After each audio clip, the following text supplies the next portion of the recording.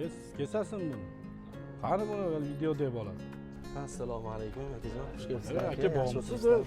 Zahmat. Siz havas keldi deb ega. Inshaalloh shu yertamiz. Ozgina uymochilik bo'ladi, xudo xohlasa harakatamiz. Yaxshi kelib oldinglar? Yaxshi. Qani yaxshi o'tiribsizlarmi? Qani bismillah.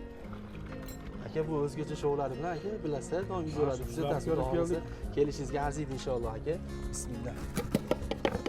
Akajon yaxshi kelib oldinglar? Yaxshi o'tiribsizlarmi? Qayerdan keldinglar akajon? Biz Bulovoshidan, Bunyodkordan.